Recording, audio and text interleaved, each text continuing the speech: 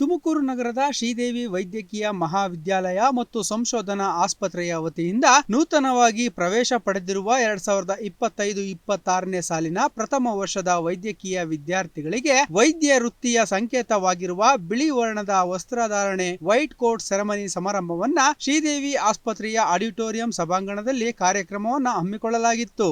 ಕಾರ್ಯಕ್ರಮದಲ್ಲಿ ಮುಖ್ಯ ಪೋಷಕರಾಗಿ ಆಗಮಿಸಿದ್ದ ಶ್ರೀದೇವಿ ವೈದ್ಯಕೀಯ ನಿರ್ದೇಶಕರಾದ ಡಾಕ್ಟರ್ ರಮಣ್ ಎಂ ಉಲಿನಾಯಕರ್ ಅವರು ವೈದ್ಯ ವಿದ್ಯಾರ್ಥಿಗಳಿಗೆ ಪ್ರತಿಜ್ಞಾ ವಿಧಿಯನ್ನು ಬೋಧಿಸುತ್ತಾ ವೈದ್ಯಕೀಯ ವಿದ್ಯಾರ್ಥಿಗಳು ತಮ್ಮ ಶಿಕ್ಷಣ ಅವಧಿಯಲ್ಲಿ ಸಮಯ ಪಾಲನೆ, ಕಾರ್ಯತತ್ಪರತೆ ಮತ್ತು ಜನರ ನೋವಿಗೆ ಸ್ಪಂದಿಸುವ ಮನೋಭಾವನೆಯನ್ನ ಬೆಳೆಸಿಕೊಂಡು ಒಂದು ಉತ್ತಮ ಆರೋಗ್ಯಕರವಾದ ಸಮಾಜದ ಕಲ್ಪನೆಯನ್ನ ಸಾಕಾರಗೊಳಿಸಬಹುದು ಎಂದು ವಿವರಿಸಿದರು.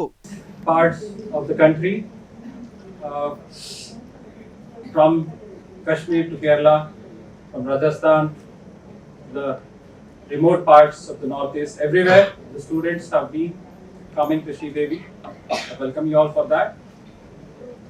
You have come through all your struggles, your parents' sacrifice, remember that. But all those achievements, once you have gotten into this college, into this stream, it is the past. So forget about your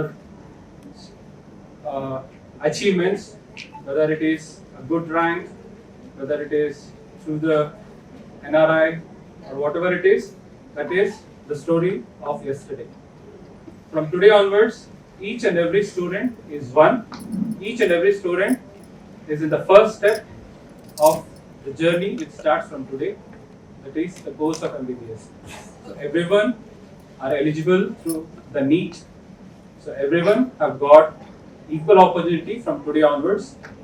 And for you, you need to take that opportunity and how you go forwards. ಇದೇ ಸಂದರ್ಭದಲ್ಲಿ ಬೆಂಗಳೂರಿನ ಕರ್ನಾಟಕ ಕೃಷಿ ಬೆಳೆ ಆಯೋಗದ ಅಧ್ಯಕ್ಷರು, ಸಾಮಾಜಿಕ ಮತ್ತು ಆರ್ಥಿಕ ಬದಲಾವಣೆ ಸಂಸ್ಥೆಯ ಅಧ್ಯಕ್ಷರಾದ ಅಶೋಕ್ ದಳವಾಯಿ ಮಾತನಾಡುತ್ತಾ, ವೈದ್ಯಕೀಯ ಕ್ಷೇತ್ರ ಎಂದರೆ ಪ್ರಪಂಚದ ಎಲ್ಲ ರಾಷ್ಟ್ರಗಳಲ್ಲಿಯೂ ಅತ್ಯಮೂಲ್ಯವಾಗಿರುತ್ತದೆ. ಅತ್ಯಧಿಕ ಗೌರವ ಇರುವ ವೃತ್ತಿ ಎಂದರೆ ಅದು ವೈದ್ಯ ವೃತ್ತಿಯಾಗಿರುತ್ತದೆ. ವಿದ್ಯಾರ್ಥಿಗಳು ತಮ್ಮ ತಂದೆ ತಾಯಿಗಳ ಕನಸನ್ನ ನೆನಸು ಮಾಡುವ ಪರಿಶ್ರಮದ ಫಲವಾಗಿದೆ. ನಿರಂತರ ಕಲಿಕೆಗೆ ವೈದ್ಯ ವೃತ್ತಿ ಶ್ರೇಷ್ಠವಾದ ವೃತ್ತಿಯಾಗಿದೆ ಎಂದು ತಿಳಿಸಿದರು.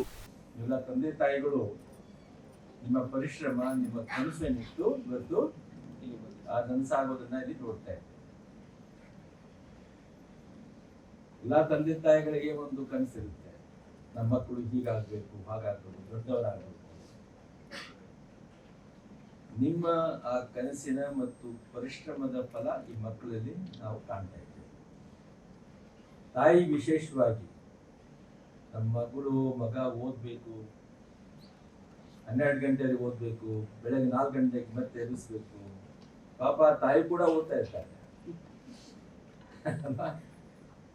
ಊಟ ಕೊಡೋದು ಸರಿಯಾಗಿ, ಮತ್ತೆ ಹಾಲು ಕೊಡೋದು, ಬೆಳಗ್ಗೆ ತಕ್ಷಣ ಚಹಾ ಮಾಡಿಕೊಡೋದು, ಇವೆಲ್ಲ ತಾಯಿಯ ಪರಿಶ್ರಮ.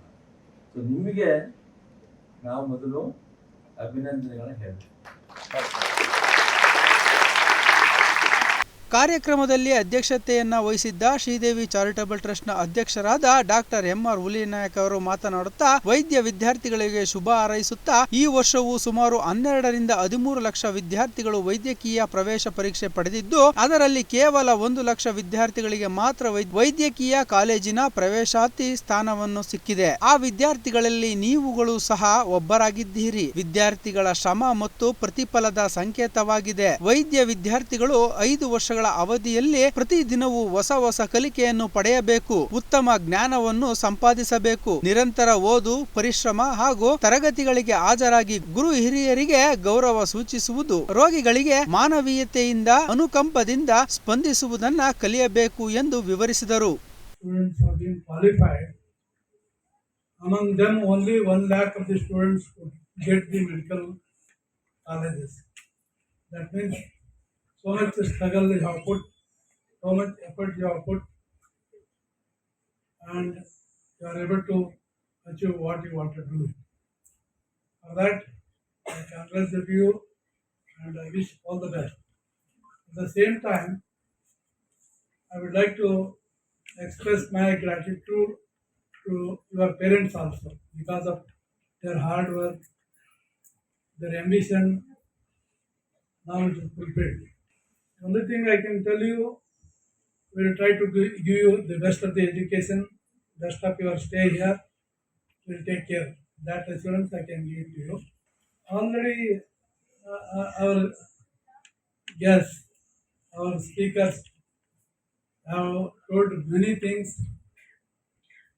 all good words, their experiences, what they see in the society, what they expected from you, everything they have discussed. The wonderful messages they have given to you.